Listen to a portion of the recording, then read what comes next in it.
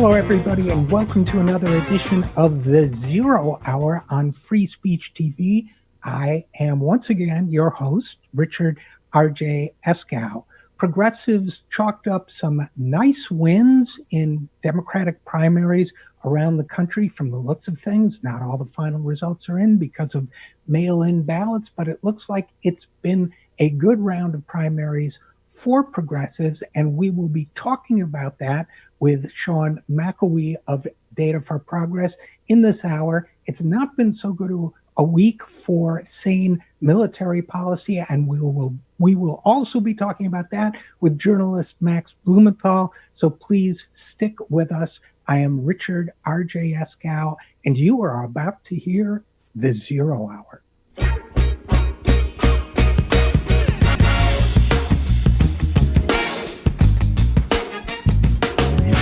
And we are back on the Zero Hour. I, as always, am your host, Richard RJ Eskow. Now, we had an election this week, and while unusually high mail-in voting and unusually appropriate mail-in voting makes some of the counting take a little longer than it does, we already have some results, and those results, I would venture to say, suggests that it's been a very good New York and Kentucky primary for conservatives. But here to think that through and talk that through with us is our friend Sean McElwee. Sean is, of course, the co-founder and executive director of the political group Data for Progress, and he can describe better than I briefly what Data for Progress does. But they've been working on this election a lot. So without any further ado, Sean McElwee, thanks for coming back on the program. Thanks for having me. And just briefly, what's a quick thumbnail description of Data for Progress? Data for Progress is a progressive think tank and polling firm. Good enough. Okay. See, that wasn't hard at all. I could have done that. But now let's talk about primaries. As we record this on Thursday, obviously mail-in ballots are still being counted, but was I correct in my assertion that this looks like it's been a very good primary week for progressives? Absolutely. So the main marquee primary against incumbent was Eliot Engel against Jamal Bowman. The race really shifted when Eliot Engel was caught on a hot mic suggesting that he had only returned home during the coronavirus pandemic to his district because he was facing a primary challenge following Atlantic piece saying that he had not been in the district and in fact had not shown up to multiple coronavirus relief related events. Meanwhile, Bowman had gotten a lot of local coverage for delivering food aid to people in the district. That really set the race on fire, led to a bunch of local endorsements for Bowman. Data for Progress poll that was taken briefly after the hot mic showed Bowman with a 16-point lead. And, you know, I don't want to pat Data for Progress in the back too much, but right now he is actually a little bit above that lead. It may come down with absentee ballots, but today the Bowman campaign declared victory. The establishment pollster working for Engel had claimed that he was up by 8, which does not seem to be plausible. And I think it's really worth diving into the Engel race. Bowman was backed early by Justice Democrats who recruited him and then had sort of support consolidate closer to the election with groups like Working Families Party and Sunrise coming in. Bowman had been on the airwaves with television ads. It was an incredibly professional run campaign. They had mail, they had social, they had digital, they had local media, and was really in the driver's seat. Towards the end, the Democratic Majority for Israel, which was the famous super PAC that was set up to stop Bernie Sanders from becoming the nominee, came in with about a $3 million independent expenditure. But the Justice Democrats themselves had organized their own independent expenditure, which means that Bowman was able to keep parity on the airwaves and was able to prevent Engel from gaining an advantage by sort of having TV to himself. So let's unpack a couple of these things, if you don't mind, Sean, because I'm very interested in the Engel race too. He's exactly the kind of Democrat that it warms my heart to see leave Congress, let's put it that way, in favor of a more progressive Democrat. How do you think, I mean, I'm asking you to speculate. Let me put it another way. Do you have a sense of how the race was going before Engel made that infamous gaffe of saying I wouldn't care if I didn't have a primary? Do you think Bowman was running strong before then? Was that a turning point, or where does that fit on the whole spectrum of events for Eliot Engel? Absolutely. So Data for Progress was Bowman's internal pollster, and Data for Progress and myself have been flagging this race for about 2 years. Actually, the day after the November elections, I flagged Eliot Engel's district as one of those ripe for a primary challenge. Reason is twofold. One, Engel has been incredibly conservative on foreign policy, from supporting the Iraq War to opposing the Iran deal to supporting Trump's move of the Israeli embassy in Israel to Jerusalem. All of this puts him outside of the mainstream of the party on foreign policy. And in fact, you saw Tommy Vitor, who was someone who worked in the Obama administration, openly supportive of the challenge against Engel because of how conservative he had been on the Iran deal. But the second thing is that the demographics of this district made it ripe for a primary challenge. It looked exactly like Massachusetts 7th, where Ayanna Pressley was famously successful, which was a very large population of African-American voters who turn out every cycle for primaries, as well as a decent portion of very liberal, college-educated white voters. And so the theory all along was that someone who could consolidate that black electorate and also make inroads with white liberals would be able to create a winning coalition, just like Pressley had done. Our early polling that was covered in The Intercept back in October showed Engel had incredibly soft support, very low name ID. And our internal polling for the Bowman campaign showed that even a little bit of messaging against Engel was enough to put the race into contention.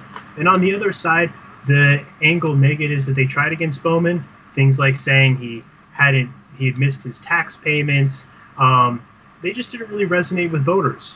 For a lot of voters in that district, places like Co-op City, struggling with paying the bills and paying rent is a day-to-day experience. The other thing is Bowman has something that is always tough to find, but he has very authentic relationships with the community. He's been the principal of a school for 20 years, and that meant he came in with trust among the community that was able for him to take off. I would say that this race would have been an incredibly difficult race in any circumstance. It's always incredibly hard to beat incumbents. It was always possible, but once Engel had that hot mic moment, it was cemented. There's no amount of IEs that can fix a campaign that is getting the negative press that Engel was getting. The New York Times endorsed against him. Many of the local editorials were against him. Local politicians were even lining up against him. He was able to call in the establishment at the last moment, but right. Fundamentally, the race had shifted just so strongly against him at that point. It's interesting. And again, we're talking to Sean McElwee of Data for Progress. It's always been my contention that gaffes don't really resonate don't typically resonate unless there's already a kind of crack in the veneer of the politician in question. In other words, if Eliot Engel had been politically in touch with his district, as progressive as his district, visited often, one of the legitimate knocks on him was that he didn't, he never came to the district. He sheltered in place in Maryland, not in the district and so on, missed the stress and the, horror unfolding there during the pandemic. But to me, what made this, my theory is that what made this gaffe resonate, his exact words were something like, when they told him he couldn't speak at the rally, if I didn't have a primary, I wouldn't care. To me, you could interpret that if all the things were lined up differently as I wouldn't care about speaking. But the I wouldn't care resonated as I wouldn't even care about being here in my district. And what do you think of my theory? Yeah, no, I think you're absolutely right. It's important to remember that before the gaffe, there had been an Atlantic piece suggesting that Engel had missed multiple coronavirus relief events in the district. And I think that was sort of what set the downward spiral. With any time you want to beat an incumbent, you need to have those raw demographics of the district be ready. You have to have an electorate that you can win. The second thing is you have to have the money you can spend. If you're not able to sort of get your message out there, a lot of voters aren't going to know who you are. But then the third thing is you need to get the incumbent. I don't know if you play poker, but we have the word in poker called on tilt. When someone's on tilt, they're making irrational decisions. And that's what happened with Engel, is that once he was up against the ropes and Bowman really had him there, that was the sort of the precipitation of the hot mic moment. If there hadn't already been a pre-existing narrative that Engel wasn't in the district, was missing events, the hot mic probably wouldn't have been deadly. It was the combination of the gaffe with the pre-existing fact that he was in the district. And the other thing is, and I know progressives don't find this to be particularly sexy, but the Bowman campaign had the airwaves to itself for a decent period of time after the gaffe. Engel's allies only mobilized in the last roughly 7 to 10 days of the campaign. And so Bowman was actually out there on TV, in the mail, making his message be seen by voters at that crucial moment. And I think that basically solidified the sort of race. And, if you look at our poll and you look at the results, there was really no movement towards Engel. Our number for Engel was 36%. The number that Engel is getting in the votes right now is 36%. So there was no further movement to Engel outside of the base that he already had. So a couple other things before we move on from the Engel-Bowman race, John McElwee, because I find it interesting for a number of reasons. One, you talk about this, the angle in this case being off balance and therefore gaffe prone. It strikes me that for insurgent progressives who want to primary long-term establishment Democrats, there's a lesson in that too, because it's been my perception, whether it's Lieberman challenged by Lamont in Connecticut or Crowley challenged by AOC, or we could go down a list of primary challenges. To me, it's not unusual to see Henry Waxman challenged by Marianne Williamson and then deciding to drop out of the race, which was 2012 or something. To me, there's a long-standing pattern of well-entrenched congressional or senatorial Democrats being so unused to fighting a primary challenge and so accustomed to considering the seat a sort of divine right that they do get thrown when they're challenged, and particularly if those challengers seem to be gaining ground on them, I think they get spooked. Is there a psychology here that progressives in future races should take note of? Yeah, you're absolutely right here, which is at this point, the anti-incumbent ecosystem, if anything, has a slight technological advantage. As I said, and I don't mean to pat myself on the back, but our polling was more accurate than the internals that Engel had access to. I think that the mail that Jamal was producing was better than the mail Engel had. There was a sort of famously, there was a bunch of endorsements that looked like they had been produced in Microsoft Paint that Engel released. The television ads that Ocasio-Cortez ran were better than the television ads that Crowley has. Reach, which is the tool that was basically developed by engineers associated with the Ocasio-Cortez campaign, is better than the tools that they have on the establishment side. I think that the television ads, the ability to put those on the air. At this point, every primary challenger who is serious and has the backing of something like the Justice Democrats that can actually like sort of come in and help them run a really professional campaign is going to be better equipped than the establishment. And I think you absolutely saw this with Elliot Engel. A lot of these folks have not had a competitive election in years. To hear the rest of our pre-recorded conversation with Sean McElwee, please go to www.youtube.com/the0hour. And speaking of the 0 hour, we will be right back after this.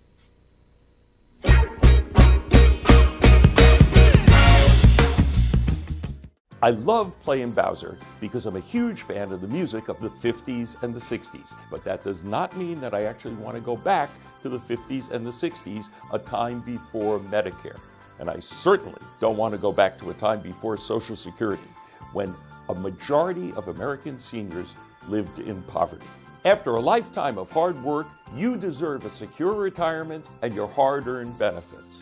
That's why I've teamed up with Social Security Works to fight to expand, not cut, your Social Security and your Medicare. Join me at socialsecurityworks.org and Grease for Peace.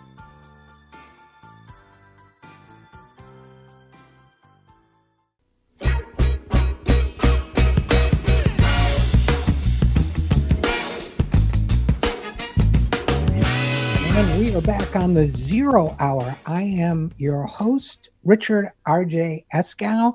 My next guest is a good friend of the program. He's been on a number of times. We always look forward to having him, but never before have I been able to introduce him as someone who, for a brief shining moment, was one of Trump's favorite social media pals. Maybe that's going a little too far, but Max Blumenthal is an award-winning journalist. He is the author of a number of books, including Goliath and his latest, The Management of Savagery. And he is co-founder and something like managing editor of The Gray Zone. That's thegrayzone.com.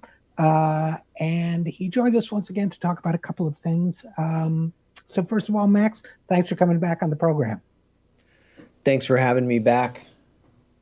So, yeah, my friend, you had a little notoriety.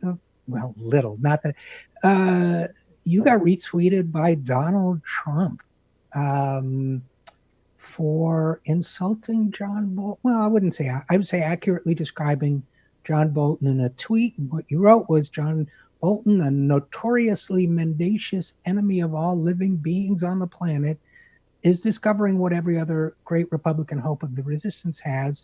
Liberals will eagerly lap up any piece of hysterical Cold War propaganda if they think it can be leveraged against Trump. Something I find very true. In fact, I had written, and it was published at Common Dreams, a piece on precisely that topic, but without the effect that your tweet had, which was briefly to have been retweeted by Donald Trump, which must have surprised you, eh? I mean, it didn't actually surprise me at all. And, that was because I'm, secretly am in a red-brown alliance with Trump and fascists. And I told Trump, I sent a horseback rider from the Pony Express across Washington with my tweet to tell him to do it. Well, that was how it was sort of received by all of these kind of neocons and pseudo leftists who were constantly attacking me. They acted like I instructed Trump to do this, or we were in some secret alliance, and which was ridiculous. So a lot of people seized on the tweet to attack me. But the reality is that Trump sometimes says things that are true, like that John Bolton would have started World War III and IV, which was my follow-up tweet. And yeah, maybe I'm in an alliance with Donald Trump against John Bolton. I think John Bolton is actually morally inferior to Donald Trump. He's one of the most dangerous people on the planet. And when Donald Trump hired him, it was a terrifying moment. So yeah, I said that, and I wasn't actually that surprised that Trump picked up on it, that, one of those social media people told Trump, here's a guy on the left who says the same thing as you about John Bolton and is, mocking all these liberals for loving this warmonger. But I mean, when I woke up and realized that Trump had retweeted me and that I was at the center of this like international incident, I saw an opportunity in it as well to troll Donald Trump because I was on his timeline. Actually, my friend and colleague Aaron Mate gave me the idea of changing my name so that, I could just basically hack Donald Trump's timeline and put any message I wanted onto his timeline. So I just changed it to, U.S. sanctions kill kids. Then I said defund the police. I changed my name to Free Palestine, Fire Jared, referring to Jared Kushner, the author of The Steal of the Century, which is now, set to annex parts of the West Bank. And I just kept rolling with it. And my Trump left my tweet up for the whole day. So I was just basically turning his timeline into my own Max Blumenthal autonomous zone and just spray painting graffiti all over his walls. And then at the end of the day, he finally unretweeted me, which really didn't show up in many of the, smear pieces that went up about me for being retweeted by Trump. Like, for some reason, the whole Israeli media felt compelled to cover this story because, I've written that. Yeah. Yeah. So, Haaretz, I think, Times of Israel, a couple other places. So, but here's, my reaction to the reaction was that they were proving your point and proving my point, which I made in considerably more than 260 characters, which was that, and I didn't put it this way, I probably should have, but that there's a kind of binary logic, right? That says there are only two sides in this whole world, and that's pro-Trump and anti-Trump. Trump is the axis on which the entire planet spins. And therefore, what that leads to for a lot of liberals and Democrats is the classic, you're either with us or against us. The very thing that they once condemned in George W. Bush before he became a hero of theirs for opposing Trump. You're either with us or against us. And by go ahead. Well, they also, liberal anti-communists always, talk about this Stalinist point of view, that you're either a revolutionary or a reactionary, as they embrace that perspective. So, and I think that the idea I think we've talked about this before. I know I've written about it before, you have, but this idea that what so many people in the Democratic orbit, self-described liberals for the most part, have become is people who will really become the mirror image of their opponents, driven solely by hatred of Trump. I mean, my headline, which I wrote, was John Bolton and liberals' irrational hatred of Trump.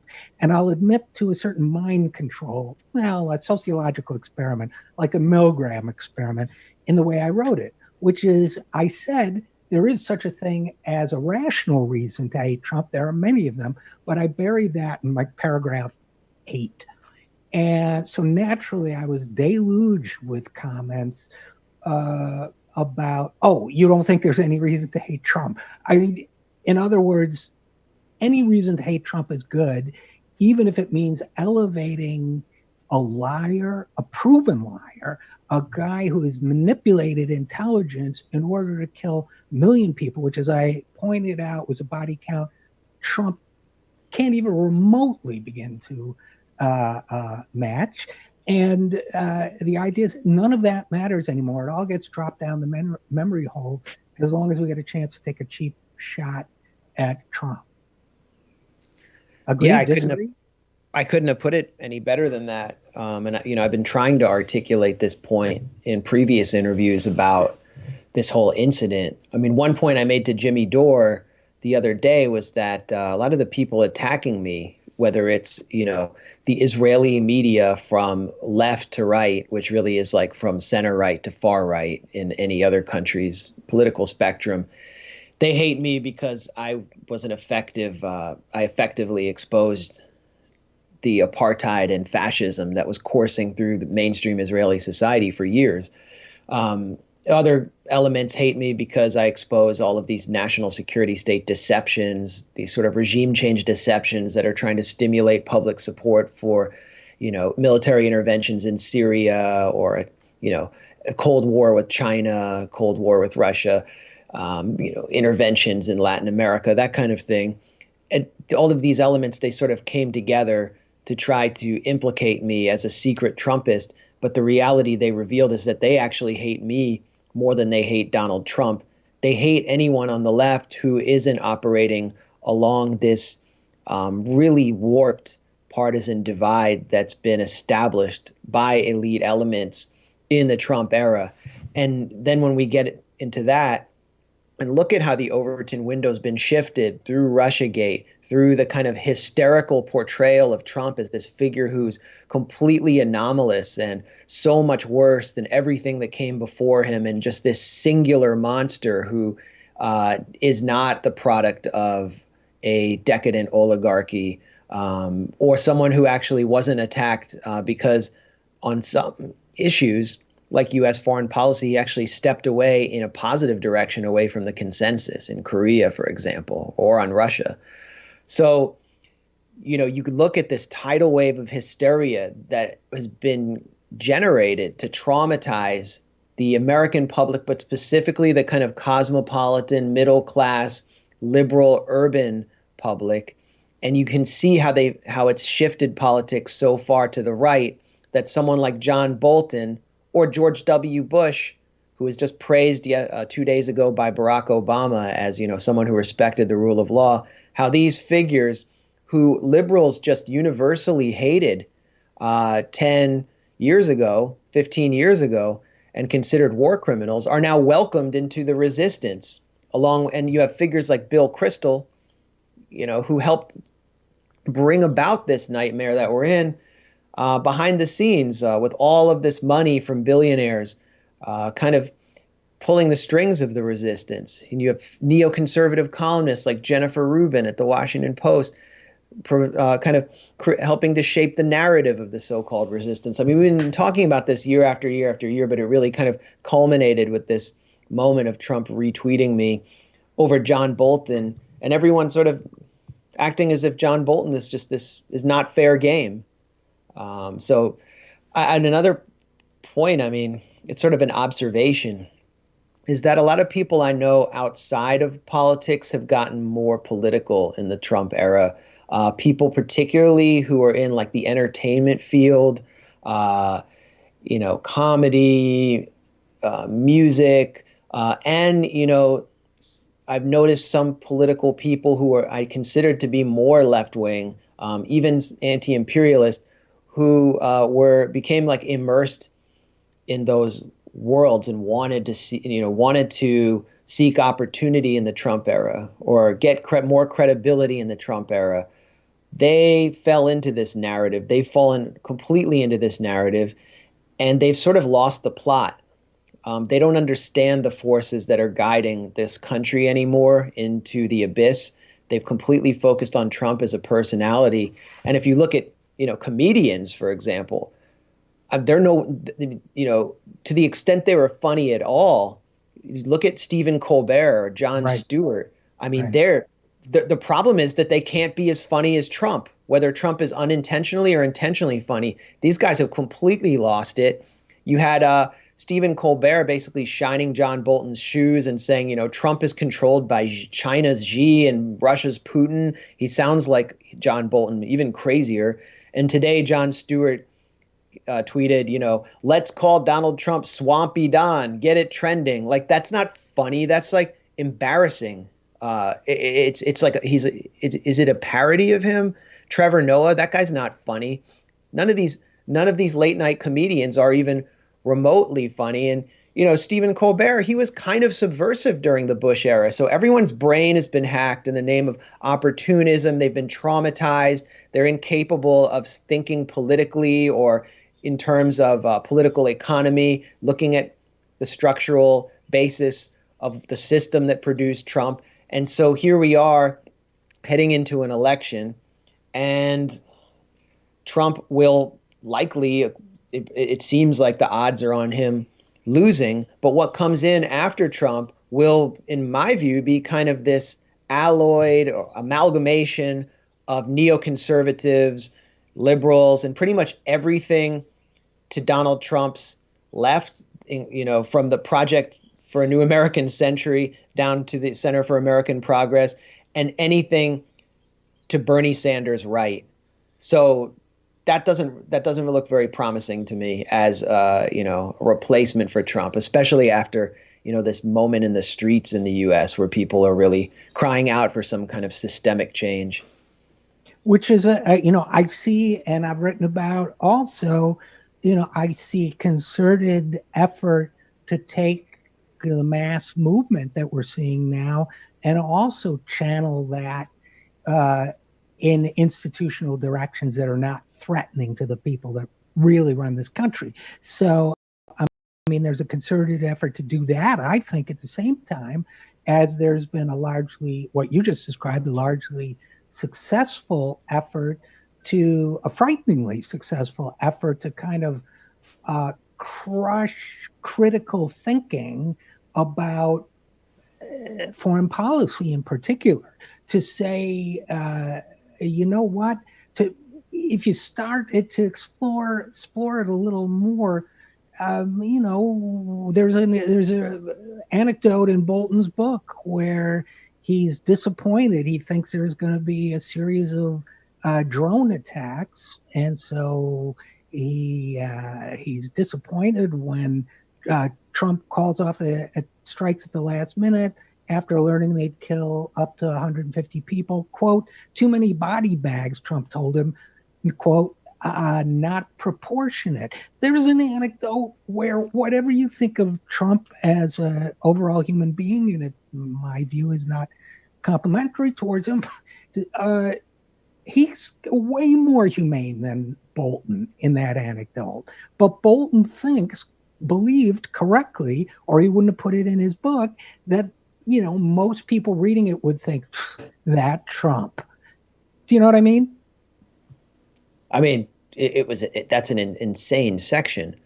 John Bolton is basically complaining that Trump is confusing missiles with body bags. So Bolton said that after Iran shot down a U.S. drone in Iranian territory, and it's just a drone. It's like, oh, poor droney. Like, who cares if a drone got shot down? That Bolton proposed launching 150 missiles per drone, and that Trump thought 150 people would be killed in Iran, and that Trump was such an awful president for worrying about a disproportionate death toll. That kind of makes Trump more progressive or humanitarian, and if true, than Bill Clinton when he would do what would be called these pinprick strikes on Iraq that would wind up killing, 12 or a few scores of civilians, along with blowing up, Iraqi sanitation pipes and infrastructure. Trump didn't do it. It's said that Tucker Carlson played some role in preventing Trump from this, carrying out this escalation. And, escalation produces counter-escalation. Iran could have retaliated. Iran was seeking to show that it had deterrent capacity that it was willing to use to get the U.S. off its back because of this maximum pressure campaign that Bolton was driving. But here Bolton shows how insane he is. But worse, this character who James Corden in The Nation accurately described as a terrorist in pinstripes is being treated as a sage voice of reason by mainstream media and even by some liberals who don't seem to understand the subtext of this incident Bolton describes, which is that Bolton thinks Trump was stupid and evil for not launching 150 missiles against Iran because it downed a little drone. That really says it all to me.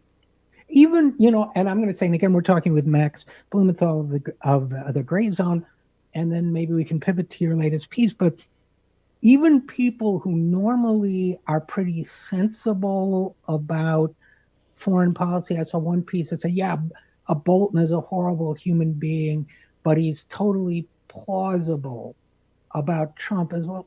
You know, if you've literally manufactured intelligence in order to trigger a war that you've been advocating for many years, in my view, you're not really credible about anything.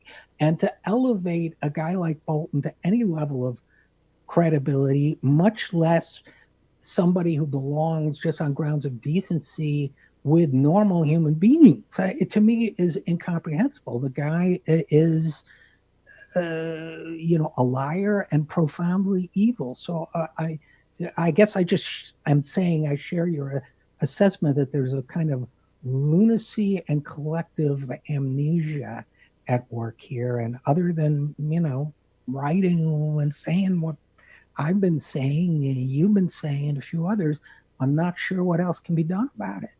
Yeah, just really quickly, just an anecdote about John Bolton, or a fact that I think should color everyone's view of him, is that in the lead up to the U.S. assault on Iraq, Jose Bustani, who was the first director of the Organization for the Prohibition of Chemical Weapons, was getting in the way because he was seeking to do an investigation and was pretty sure that there were no weapons of mass destruction. And so John Bolton proceeded to threaten Bustani and his family and said that they could be hurt. I mean, this is gangster language. This is stuff that someone who is not only dishonest, but who is like a terrorist would do. And so John Bolton is not someone who can be seen as reliable or a good faith actor. He's someone who is completely ruthless, who will stop at nothing to enact his agenda, which is total war on every country that puts up any remote sign of resistance to U.S. hegemony.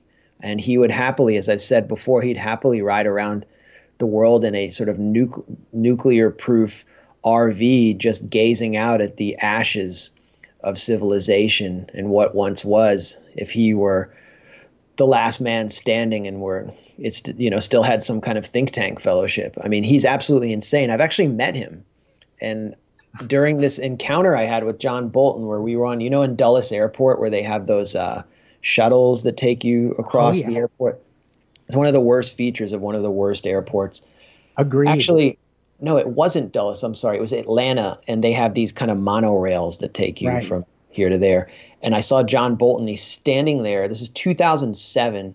And he's standing there in an AEI, American Enterprise Institute sweater. He's wearing the badge of his neocon think tank that he was kind of cooling his heels at. And I just walk up and I say, "Hey, are you John Bolton?" And I didn't present myself as someone I wasn't, but I think he thought I was a fan. And I said, "Who do you like for president?" And he said, "I think we should have a governor like Chris Christie." And I thought, yeah, that's the right neocon mentality. They want someone who has no foreign policy experience so they can basically rent out their brain. And then I said, "Do you think we should bomb Iran?" And he said, "Absolutely. We need to do it as soon as possible before the mullahs get nukes and kill us all." And I was just stunned. I'm like, this guy, he didn't even hesitate. And then he just walked off into the airport. Well, I can't top that story. I can't say that I ran into Thomas Friedman in Friendship Heights and he was wearing pinkish Bermuda shorts, but I ran into him at a Wizards game and he had binoculars, watching the game with binoculars. And a friend asked him, how's the Iraq war going, kind of sarcastically. And he said, "I see some good things and some bad things." Right. Well, that's the liberal wing. In Washington, these kinds of things happen. Yeah. So let's pivot, Max Blumenthal, because you just published a piece on the Caesar, I forget what it was called exactly. Civilian Protection Act. Right. So tell us a little bit about that, if you would. Well, these are, new sanctions that have been imposed on Syria that mirror those on Iran and Venezuela. It's a total medieval siege that has just been imposed on Syria by Congress and the Trump administration. And there are promoters of this siege in Washington who predict that they'll cause a famine, who note that they're already destroying the currency, that people who live on monthly government salaries can only afford one watermelon a month. And they're happy about it. They call it an opportunity because they're seeking to promote regime change after failing in a multi-billion-dollar proxy war that drove an unprecedented refugee crisis and caused hundreds of thousands of deaths. So this is their new effort. These sanctions aim to prevent countries like the United Arab Emirates from normalizing with Syria. Any company or country or person that seeks to do business with anything controlled by the Syrian government is subject to sanctions and travel restrictions by the US government, which controls the world financial system. And so basically a act that's called a Civilian Protection Act is going to do the exact opposite of that and terrorize civilians. It's already happening. Previous incarnations of this sanctions bill, the Caesar sanctions bill, have seen Syrians die because of deprivation, inability to get cancer drugs, dialysis, other medication. Children's malnutrition is rising in a country where over 1/3 of the population is under the age of 14. And so, all these people, what I did in this piece is show, number one, how cruel the sanctions are. Number two, how the people who lobbied for these sanctions and constructed them have been saying for years that they aim to liberate the quote unquote Syrian people. And now the mask is off and they're just like happily killing them across the board, no matter what they think of their government. And number three, that Caesar, it's not about Julius Caesar. This is not, the little C's who used to be like Notorious B.I.G.'s hype man. This is a code name for a whistleblower, supposed whistleblower who came out of the Syrian military as a photographer with a supposed file of photographs showing industrial Holocaust-level slaughter of Syrian civilians. That entire story appears to be an intelligence deception and a fraud, and therefore these sanctions rest on a series of lies that will only do the opposite of what they claim to do, which is protecting civilians. So if you break out this story into its component parts, one of them is the American people, Max Blumenthal, in my view, have been somehow sold the idea without much pushback that sanctions are somehow not a form of violence against helpless civilian populations, especially children and the vulnerable, the disabled, the elderly, and so on, that somehow it's a kind of a peaceful a way of applying pressure, quote unquote, but that quote pressure, and that the theory would be then that the quote unquote pressure would lead these civilians to rise up and overthrow or replace their governments. But first of all, it's not pressure, it's violence leading to death. It's just not carried out through direct killing, it's carried out through depriving people of food and medicines, and other things they need, right? So this is a deception that, to me, there's almost no political debate about the inhumanity of sanctions in general, except that I remember when Lancet or one of those medical journals published that 500,000 children had died in Iraq because of sanctions led by Madeleine Albright, that there was pushback. Maybe it was only like 80,000 or something, as if starving 80,000 children to death isn't a war crime and an abomination.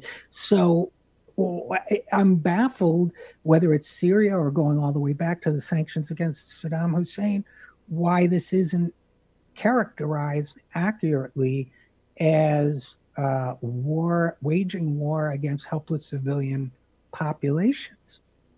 Well, I think you answered the question rhetorically.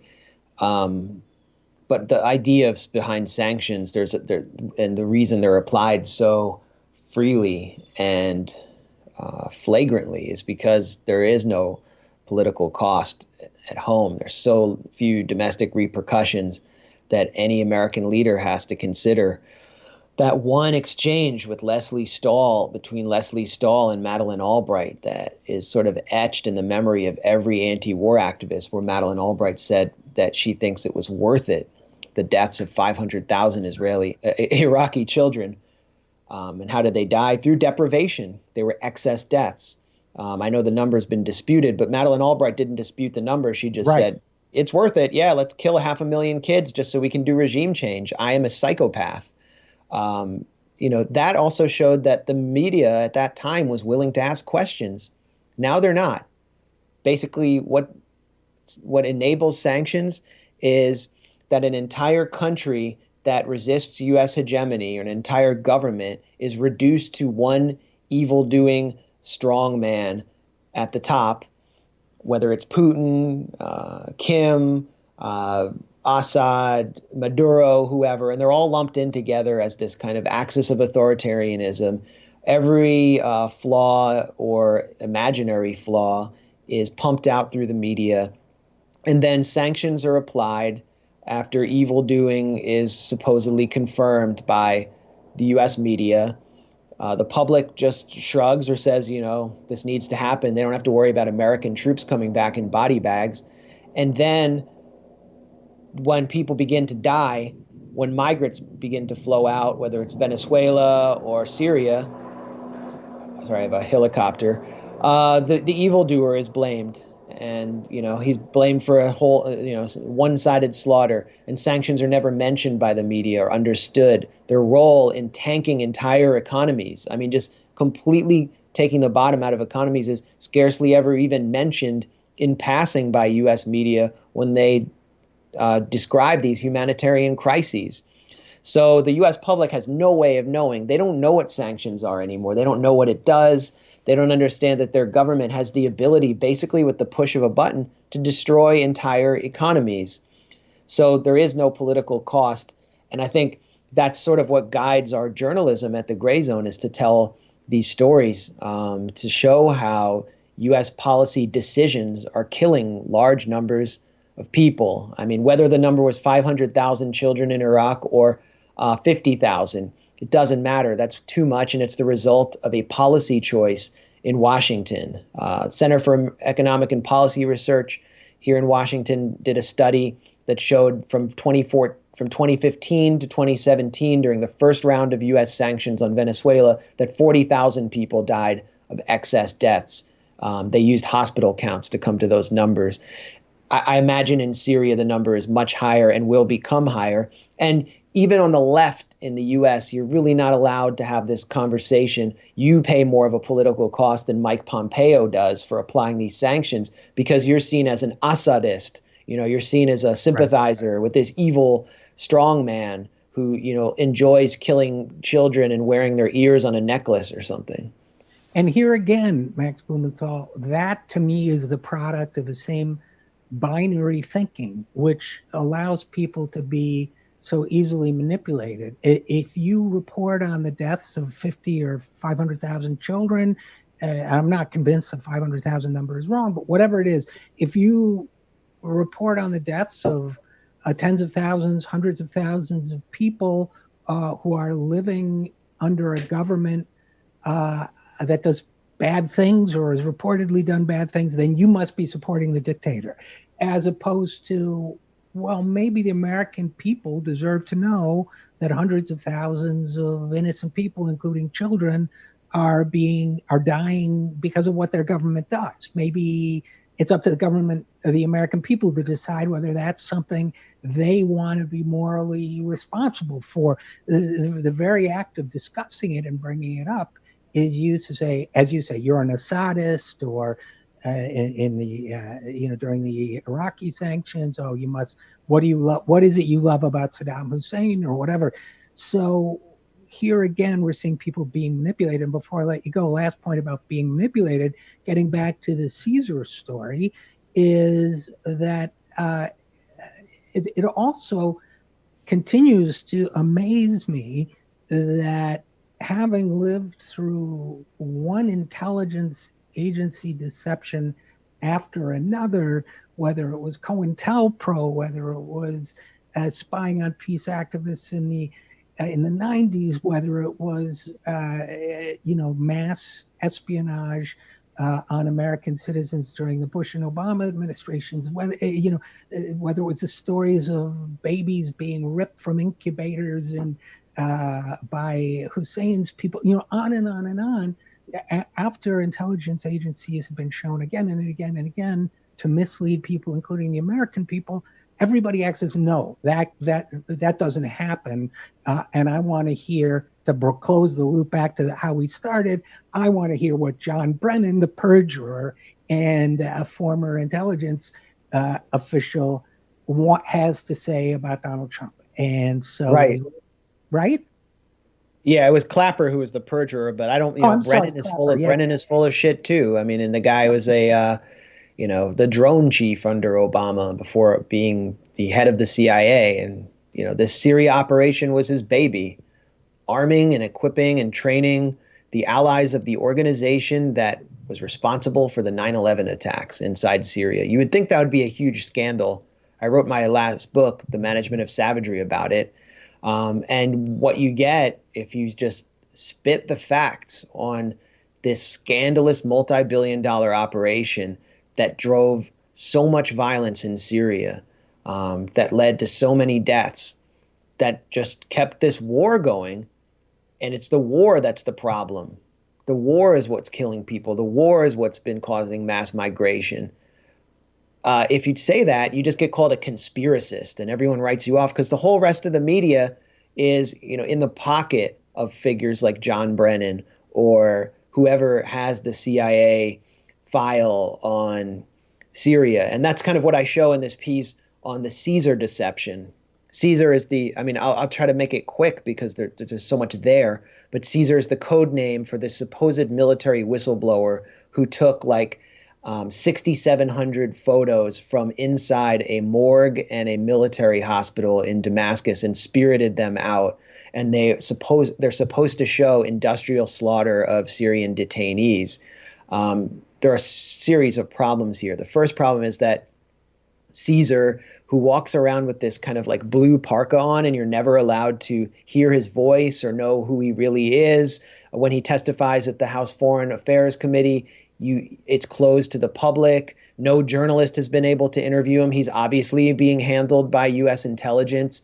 The Syrian government and military would know if one of their photographers just mysteriously disappeared one day and took all these files. So they probably already know who he is if he actually exists.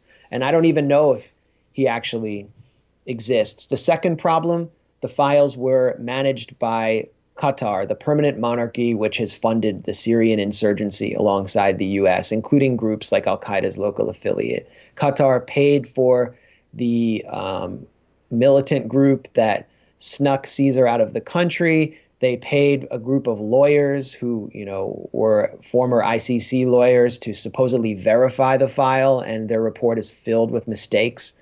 They then basically got the files into the hands of a U.S. intelligence who, authored that report, who then began filtering it out to the media. It was leaked first to the U.S. public in the New York Times the day before the Geneva peace talks began on Syria in 2014, and basically destroyed the first round of talks. So it was carefully timed. And no one knew what was in the file.